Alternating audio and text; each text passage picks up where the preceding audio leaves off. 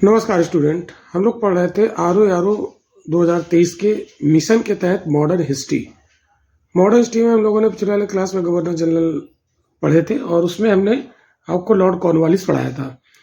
बेहद इंपॉर्टेंट है, governor general सभी नहीं पढ़ने हैं, कुछ चुनिंदा गवर्नर जनरल हैं उनको पढ़ना है और उनमें से क्वेश्चन आता है। तो लॉर्ड कॉर्नवालिस हमने आपको बताया था 1786 से 1805। तो ये 1786 से 1805 तक लगातार नहीं है, ये पहले 1786 में आया, 1793 तक रहा, इसके बाद चला गया, इसका दोबारा आया 1805 में और 1805 में दोबारा आया तो इसकी यहीं पर डेथ हो गई भारत में और इसकी समाधि गाजीपुर में है। इंपॉर्टेंट है, याद रखिएगा।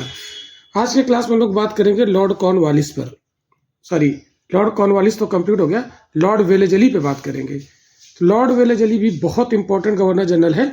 इसका समय जरूर याद रखिएगा, 1798 से 1805। समय याद करने से फायदा होता है, किसी ये पता चल जाता है इतिहास की यदि कोई घटना होती है तो वो किस गवर्नर जनरल के काल से कनेक्ट होती है।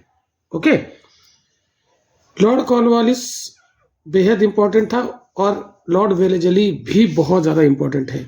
इसे बंगाल टाइगर कहा जाता है, लॉर्ड वेलेजली को। बेसिकली हम लोग जानते हैं लॉर्ड वेलेजली को सहायक संधि के लिए बहुत ज़्यादा जाना जाता है। तो लॉर्ड वेलेजली ने भारत में सहायक संधि शुरू नहीं की, सहायक संधि तो पहले से चल रही थी, लेकिन वेलेजली ने सहायक संधि का भरपूर प्रयोग किया। तो भारतीय राज्यों को अंग्रेजी राजनीतिक परिधि में लाने के लिए सहायक संधि प्रणाली का इसने प्रयोग किया, ना कि शुरू किया। याद रखिएगा इस बात को। इससे अंग्रेजी सत्ता की सर्वश्रेष्ठता स्थापित हो गई और नेपोलियन का भय भी टल गया, है ना। सहायक संधि एक ऐसा टूल था जिससे इसने भारत में अंग्रेजी सर्वश्रेष्ठता तो स्थापित की, साथ में जो नेपोलियन का डर था कि वो भारत में आ जाएगा और मैसूर से मिलकर अंग्रेजों के खिलाफ लड़ाई लड़ेगा, तो वो भय भी सहायक संधि के माध्यम से टल गया। तो वेलेजली ने सहायक संधि का आविष्कार नहीं किया, लिखा हुआ है आविष्कार नहीं किया भाई, ठीक है, पहले से चल रही थी। तो एक क्वेश्चन पूछा जाता है, भारत में वो कौन सा राज्य है जिसने सबसे पहले सहायक संधि स्वीकार की थी। मेरा क्वेश्चन सुनिएगा, सबसे पहले सहायक संधि स्वीकार करने वाला राज्य अवध, 1765 में इसने सहायक संधि स्वीकार की थी, लेकिन तब तो वेलेजली नहीं था। तो इसका मतलब है सहायक संधि पहले से चल रही। और अगर ये कहा जाए वेलेजली की सहायक संधि स्वीकार करने वाला पहला भारतीय राज्य, तब होगा हैदराबाद का नवाब, ठीक है। तो ये लिखा हुआ है वेलेजली की सहायक संधि स्वीकार करने वाले राज्य। तो सबसे पहले यहाँ पर कौन था, हैदराबाद। हैदराबाद ने 1798 में वेलेजली की सहायक संधि स्वीकार की निजाम ने। दूसरा था मैसूर 1799 में। तो जो चौथा आंग्ल मैसूर युद्ध हुआ था ना 1799 में, वो लॉर्ड वेलेजली ने ही लड़ा था और टीपू सुल्तान उस युद्ध में लड़ता हुआ मारा गया और मैसूर को अंग्रेजी साम्राज्य में मिला लिया। किसने, लॉर्ड वेलेजली ने। और 1799 में उससे सहायक संधि कर ली। तो इस तरीके से याद रखिएगा, मैसूर की सहायक संधि वेलेजली से कब हुई थी, 1799 में। इसका तंजौर की भी 1799 में। अवध ने फिर से सहायक संधि स्वीकार की 1801 में। पेशवा जो बाजीराव द्वितीय था मराठा पेशवा, उसने 1802 में संधि स्वीकार की, जिसको कहते हैं बसीन की संधि, 1802 में। ओके, बहुत इंपॉर्टेंट है। फिर मराठा सरदार भोसले ने 1803 में, सिंधिया ने भी 1803 में स्वीकार की थी। किसी किसी किताब में 4 लिखा रहता है, लेकिन ये 3 आप ध्यान रखिएगा। तो जो भोसले ने संधि की थी, इसको कहते हैं देवगांव की संधि, और जो सिंधिया ने संधि की थी सहायक संधि 1803 में, इसको कहते हैं सुरजी अर्जन गांव की संधि। इसके अलावा राजस्थान की कुछ रियासतें थी, जोधपुर, जयपुर, भरतपुर, मछेड़ी और बूंदी, इन्होंने भी वेलेजली की सहायक संधि स्वीकार की थी। अब जो लिस्ट है बहुत इंपॉर्टेंट है। क्वेश्चन पूछा जाए निम्नलिखित में से कौन सा राज्य है जिसने वेलेजली की सहायक संधि स्वीकार नहीं की। तो जिसने स्वीकार की है आप याद कर लीजिएगा, और इससे 100% क्वेश्चन पूछा जाता है, ये भयंकर मोस्ट इंपॉर्टेंट है। अब आप देखिएगा, ये नेपोलियन बोनापार्ट भारत ना आ जाए या फ्रांसीसी भारत में ना आकर अटैक कर दें, इसके लिए इसने जानते हो क्या किया, लॉर्ड वेलेजली ने। लॉर्ड वेलेजली ने अपने कुछ दूत ईरान भेजे थे। तो मेहंदी अली खां को इसने ईरान भेजा था। किसने, लॉर्ड वेलेजली ने मेहंदी अली खां को, और ईरान के शाह के दरबार में भेजा। इसके बाद बात नहीं बनी तो इसने दोबारा जॉन मैल्कम को बहुमूल्य उपहार लेकर 1800 में तेहरान भेजा था, ठीक है। और ऐसा क्यों किया, ये फ्रांसीसी भय था कि फ्रांसीसी कहीं ईरान के साथ मिलकर भारत में ना आ जाए, इसलिए इसने ये 2 दूत ईरान भेजे थे। तो ये जॉन मेलकम बहुत इंपॉर्टेंट है, ठीक है। तो आपसे क्वेश्चन पूछेगा कि वेलेज़ली ने कौन सा दूत तेहरान भेजा? जॉन मेलकम को, ठीक है। कारण क्या था? फ्रांसीसी भय इससे कहीं ना कहीं इंटरलिंक था, ठीक है, कि ईरान का शासक कहीं फ्रांसीसियों को सहयोग ना कर दे, इसलिए वेलेज़ली सोचता है कि ईरान से हम अच्छे संबंध बना लें। तो जब मेलकम को भेजा तो ईरान के शाह ने वादा किया कि ठीक है, हम फ्रांसीसियों को संरक्षण नहीं देंगे। तो ये इंपॉर्टेंट क्वेश्चन है। फिर एक 1802 में एमीज की संधि हुई थी, तो पांडिचेरी पुनः फ्रांसीसियों को मिल गया था एमीज की संधि से, ये भी याद रखिएगा। और लॉर्ड वेलेज़ली ने लॉर्ड लेक को दिल्ली विजय के लिए भेजा था, और इसी के काल में 1803 में लॉर्ड लेक ने दिल्ली जीत लिया था, और इसने शिशु वध प्रथा को भी समाप्त किया 1804 में। क्लियर? तो लॉर्ड वेलेज़ली के बाद जॉर्ज बार्लो अब आता है, 1805 से 7 रहता है। तो इसके बार्लो के शासनकाल में वेल्लोर में सिपाही विद्रोह हुआ था, ये याद रखना, 1806 में। इंपॉर्टेंट क्वेश्चन है। अब हम लोग देखते हैं वेलेज़ली के काल में और क्या हुआ। तो वेलेज़ली के काल में तीसरा आंग्ल मराठा युद्ध हुआ। तीसरा आंग्ल मराठा युद्ध वेलेज़ली के काल में। मराठों के कितने युद्ध हुए? 3 युद्ध हुए। चलिए आपको समझा देते हैं, एक बार रिवाइज करा देते हैं, यहाँ पर लिख देते हैं। तो मराठा के साथ अंग्रेजों के 3 युद्ध हुए, फर्स्ट, सेकेंड और थर्ड। ये 3 मराठा वार हुए अंग्रेजों के साथ। तो पहला हुआ 1775 से 82, दूसरा हुआ 1803 से 6, और तीसरा हुआ 1817 से 1818। तो जो पहला वाला युद्ध हुआ था ये वारेन हेस्टिंग के काल में हुआ था, हम आपको पढ़ा चुके हैं। दूसरा वाला युद्ध है ये होगा लॉर्ड वेलेज़ली के काल में, अंग्रेजों और मराठों का। और तीसरा युद्ध होगा लॉर्ड हेस्टिंग के काल में। तो लॉर्ड हेस्टिंग जब पढ़ेंगे तभी तीसरा वाला पढ़ेंगे। तो यहाँ पर हम लोग देखते हैं सेकेंड एंग्लो मराठा वार, ठीक है।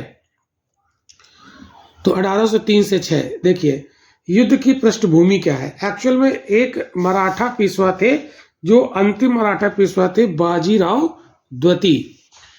ये मराठा सरदारों में झगड़े करवाते थे और षड्यंत्र रचते थे। इनको मजा आता था ऐसा करने में, लेकिन ये कब तक ऐसा करेंगे? एक दिन ये खुद ही उसी जाल में फंस जाते हैं और ये अंग्रेजों के अधीन आ जाते हैं। चलिए बात करते हैं। तो एक्चुअल में 2 मराठा सरदार थे, एक था दौलत राव सिंधिया और एक था जसवंत राव होलकर। ये दोनों पूना में अपनी सर्वश्रेष्ठता स्थापित करना चाहते थे, ये दोनों मराठा सरदार।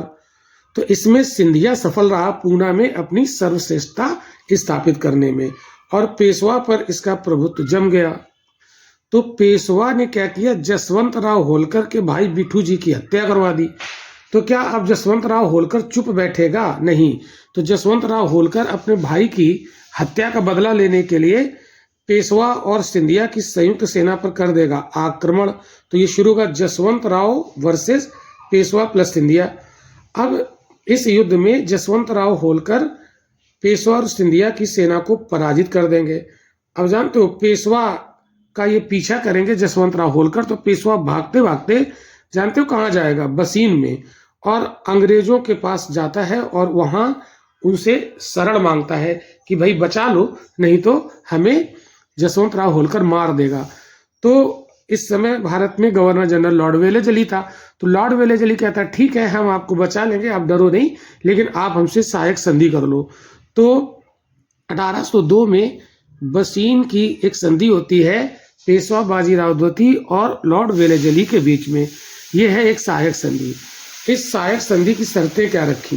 देखिए एक बात याद रखिएगा, जो भारतीय रजवाड़े अगर वेलेज़ली की सहायक संधि स्वीकार करते हैं तो उनकी स्वतंत्रता तो छिन जाती है, ठीक है। तो क्या शर्तें थी? पेशवा ने अंग्रेजी संरक्षण स्वीकार कर अंग्रेजी सेना पूना में रखना स्वीकार कर लिया कि ठीक है, अंग्रेजों की सेना पूना दरबार में रखी जाएगी जो हमारी सुरक्षा करेगी जसवंतराव होलकर से। सूरत नगर कंपनी को दे दिया। गुजरात, ताप्ती तथा नर्मदा नदी के मध्य का प्रदेश और तुंगभद्रा नदी के समीपवर्ती प्रदेश जिनकी आय 26 लाख रुपए थी, ये भी ईस्ट इंडिया कंपनी को पेशवा ने दे दी। अब ये जो सहायक संधि होती है ये मराठों की स्वतंत्रता समाप्त कर देती है। तो इससे जानते हो क्या होता है, इस सहायक संधि से मराठा सरदारों को लगा कि यार पेशवा बाजीराव द्वितीय ने तो डुबो दिया सहायक संधि करके, तो ये मराठों के लिए राष्ट्रीय अपमान था। कौन? 1802 की बसीन की संधि। तो इससे क्या होगा, मराठा सरदारों ने अंग्रेजों से बदला लेने के लिए अंग्रेजों के ऊपर आक्रमण कर दिए, लेकिन मराठा पराजित होते चले गए और वेलेजली उनसे संधियां करता चला गया। हाँ, दिक्कत ये थी अगर सभी मराठा सरदार एक साथ मिलकर आक्रमण करते तो परिस्थितियां दूसरी होती, लेकिन एक एक मराठा सरदार लड़ता है। ठीक है, तो अब 1802 के बाद जो बशीन की सहायक संधि होती है, इसके बाद दूसरा आंग्ल मराठा युद्ध यहाँ से शुरू हो जाता है। तो अभी तक द्वितीय आंग्ल मराठा युद्ध की हम बैकग्राउंड पढ़ रहे थे। तो द्वितीय आंग्ल मराठा युद्ध एक्चुअल में शुरू होता है बसीन की संधि 1802 के बाद। तो ये मराठा सरदार अंग्रेजों के ऊपर आक्रमण करते हैं। तो सबसे पहले भोसले सरदार अटैक करता है और पराजित हो जाता है, और भोसले जब पराजित हो जाता है तो वेलेजली कहता है तुम भी सहायक संधि करो। तो 17 दिसंबर 1803 को भोसले से देवगांव की संधि कर ली जाती है। तो देवगांव की संधि दिसंबर 1803 में भोसले के साथ। फिर उसका सिंधिया लड़ता है, सिंधिया भी पराजित हो जाता है। तो सिंधिया से भी सहायक संधि की जाती है सुरजी अर्जन गांव की संधि, जो 30 दिसंबर 1803 को। तो पहले देवगांव की संधि, फिर सुरजी अर्जन गांव की संधि। तो सिंधिया वेलेजली से सहायक संधि 1803 में कर लेता है, उसके पहले भोसले भी कर लेता है, फिर होलकर लड़ता है। तो मजे की बात है ना, ये अलग अलग लड़ते हैं, एक साथ मिलकर लड़ना चाहिए, अलग अलग लड़ते हैं और अंग्रेज इनको पराजित करते चले जाते हैं। तो होलकर भी हार जाता है और 1805 में ये संधि होती है राजपुर घाट की संधि। लेकिन याद रखिएगा, जब ये संधि होती है राजपुर घाट की संधि होलकर के साथ, तब तक वेलेजली भारत से चला जाता है। तो वेलेजली को उत्तराधिकारी आता है जॉर्ज बार्लो, ये करता है राजपुर घाट की संधि। इस तरीके से ये जो प्रमुख मराठा सरदार थे और मराठा पेशवा था, ये द्वितीय एंग्लो मराठा वार के दौरान अंग्रेजों से हारते चले जाते हैं और अंग्रेज इन्हें सहायक संधियों में बांधते चले जाते हैं। इस तरीके से दूसरा एंग्लो मराठा वार भी स्टॉप हो जाता है। बट दूसरा आंग्ल मराठा युद्ध अभी समाप्त नहीं हुआ है। ठीक है, अभी फिर होगा, एक तीसरा होगा। ये जो हमने आपको बताया था, ये तीसरा होगा, ये थर्ड, और ये होगा 1817 में। और कौन लड़ेगा? लॉर्ड कॉर्नवालिस, और यही मराठों को अंतिम रूप से पराजित कर देगा। तो स्टूडेंट्स, यहाँ पर हम लोगों ने आज कवर किया लॉर्ड वेलेजली। ठीक है, और लॉर्ड वेलेजली का उत्तराधिकारी ये जॉर्ज बार्लो। तो जॉर्ज बार्लो में भी हमने आपको एक पॉइंट अभी इधर बताया था। जो जॉर्ज बार्लो था, इसके शासनकाल में, जॉर्ज बार्लो के शासनकाल में 1806 में वेल्लोर का सिपाही विद्रोह हुआ था, जो बहुत इंपॉर्टेंट है। तो स्टूडेंट्स, हम लोगों ने यहाँ पर आज कवर किया 10 से 15 मिनट में, और अगले क्लास में हम लोग बात करेंगे लॉर्ड कॉर्नवालिस की। तो देखने के लिए बहुत बहुत धन्यवाद। मिलते हैं नेक्स्ट लेक्चर में।